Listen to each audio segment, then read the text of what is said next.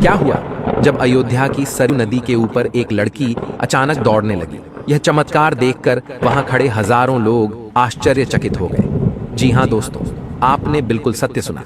अयोध्या की सरयू नदी के ऊपर 16 साल की लड़की, जो भगवान श्री राम जी की परम भक्त थी, वह अचानक दौड़ने लग गई। लोग इसे भगवान राम का साक्षात अद्भुत चमत्कार मान रहे हैं। दोस्तों, जैसे जैसे राम मंदिर प्राण प्रतिष्ठा की तारीख पास आ रही है, वैसे वैसे अयोध्या में आए दिन नए नए चमत्कार हो रहे हैं। लेकिन इस चमत्कार ने तो पूरे विश्व भर को हिलाकर रख दिया है। आखिर इस चमत्कार के पीछे क्या सच है, पूरी जानकारी आपको बताएंगे। लेकिन उससे पहले अगर आप एक सच्चे सनातनी हैं और आपको भगवान राम के पुनः घर पधारने की खुशी हो रही है, तो वीडियो को लाइक करके कमेंट बॉक्स में जय जय श्री राम जरूर लिखिएगा। दोस्तों, ये चमत्कारिक घटना दिल्ली की रहने वाली और प्रभु श्री राम की परम भक्त दीपिका पाठक के साथ हुई है।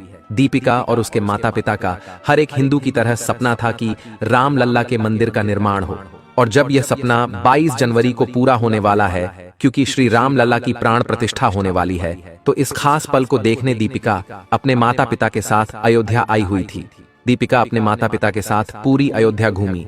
वह हनुमानगढ़ी मंदिर गई, वहां उन्होंने दर्शन किए। उसके बाद उन्होंने भगवान राम के निर्माण हो रहे मंदिर को देखा, जो देखने में बहुत बड़ा और विशाल था, जिसका काम जोरों शोरों से चल रहा था। पूरी अयोध्या भगवामयी हो चुकी थी। अयोध्या की सुंदरता देख वह खुशी से फूली नहीं समा रही थी। जिसके बाद दीपिका अपने माता पिता के साथ सरयू नदी के दर्शन के लिए पहुंची। लेकिन दीपिका और उसके माता पिता को अंदाजा नहीं था कि आज उनके साथ एक बहुत बड़ी घटना घटने वाली है।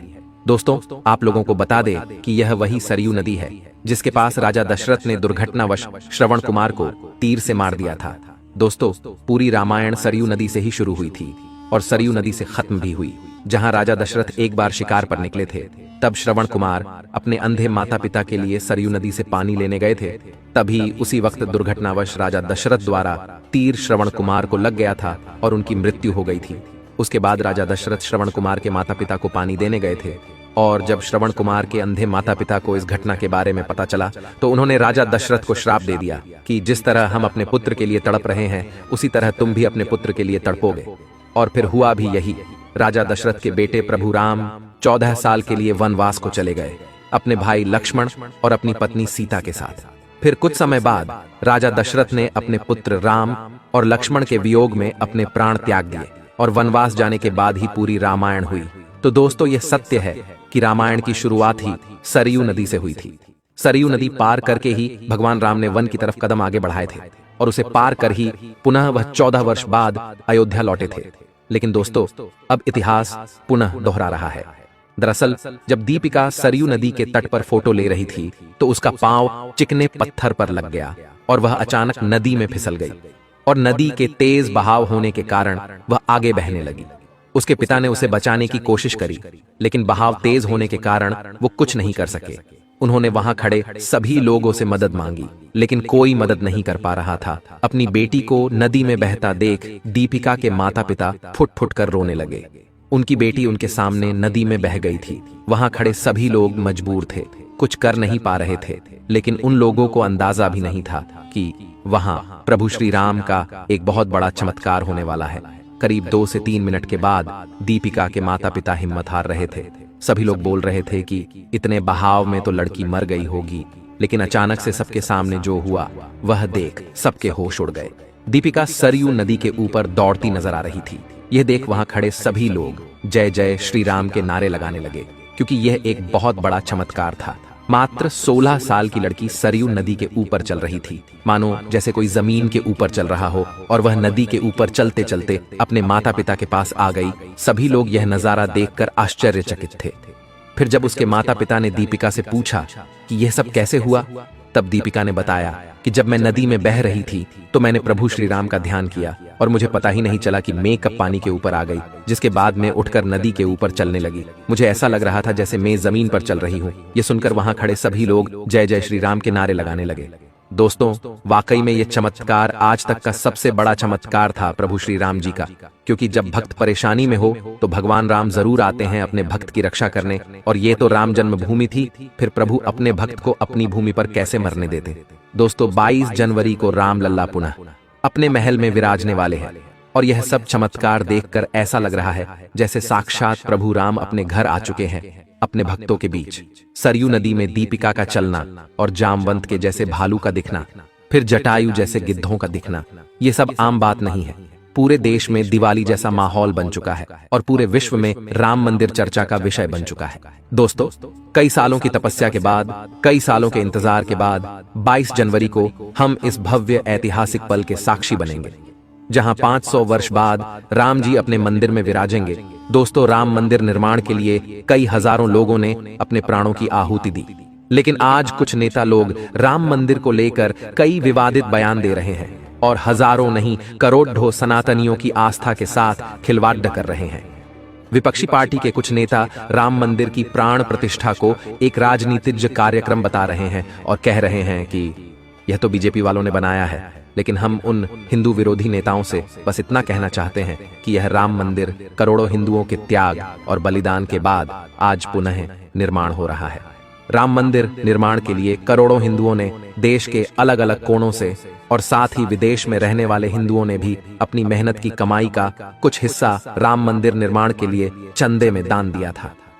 और आप लोगों को यह जानकर हैरानी होगी कि राम मंदिर ट्रस्ट समिति ने 100 करोड़ रुपए का चंदा इकट्ठा करने का लक्ष्य बनाया था, लेकिन करोड़ों सनातनियों ने अपनी मेहनत की पूंजी दे देकर पूरे 55,000 करोड़ का चंदा राम मंदिर के लिए इकट्ठा किया। और ये मंदिर निर्माण केवल और केवल सभी सनातनियों की मेहनत की कमाई से ही बन रहा है। कई लोग कहते हैं कि मंदिर की जगह आप हॉस्पिटल बनवा दे, कई लोग कह रहे हैं कि मंदिर की जगह स्कूल बनवा दे।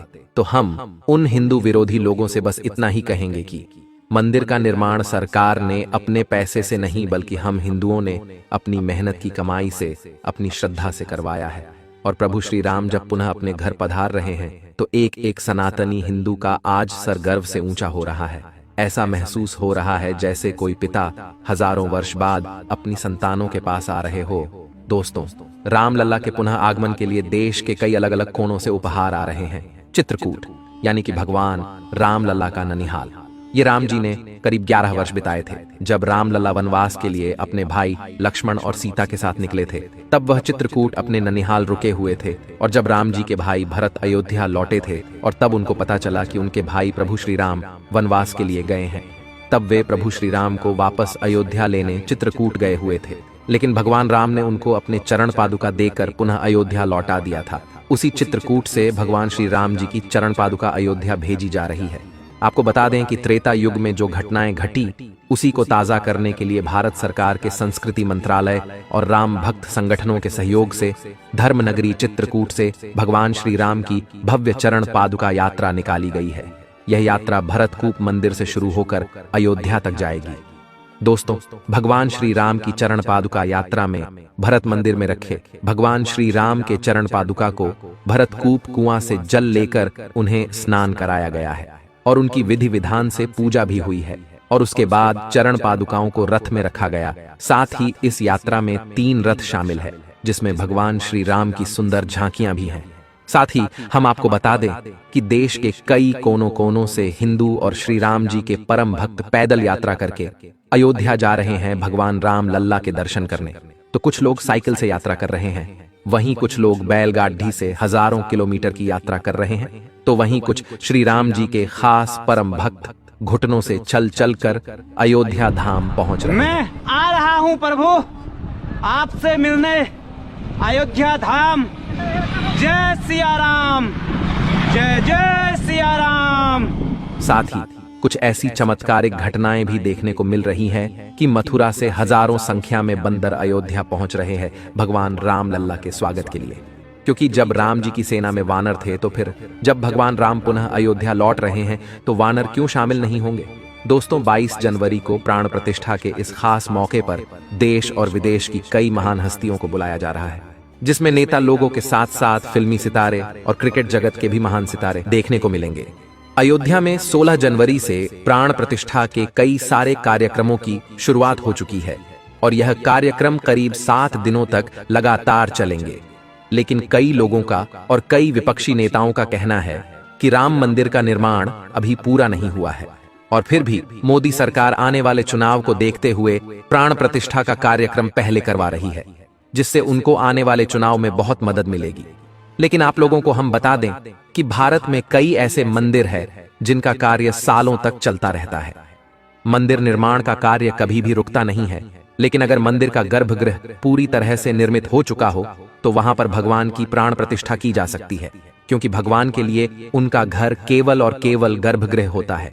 और आप लोगों को बता दे कि राम मंदिर निर्माण का कार्य लगभग पूरा हो चुका है, लेकिन उसका विशाल रूप कई सालों तक, कई पीढ़ियों तक वह बनता ही रहेगा। दोस्तों, हिंदू विरोधी लोग राम मंदिर को लेकर आए दिन नए नए विवादों को छेड़ रहे हैं, जिसमें एक विपक्षी पार्टी के नेता ने दावा किया है कि राम मंदिर राम लल्ला की जन्मभूमि से करीब 4 किलोमीटर दूर बन रहा है।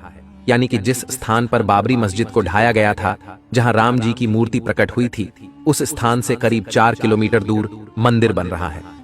तो इस बात को लेकर आखिर कितनी सच्चाई है, आज वह भी हम आपको बता देते हैं।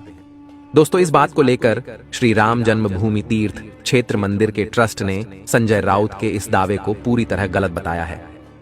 ट्रस्टी रामेश्वर चौपाल ने कहा है कि जिस स्थल पर 1990 में मैंने मंदिर की पहली ईंट रखी थी, उसी स्थान पर भव्य राम मंदिर का सिंहद्वार बना है।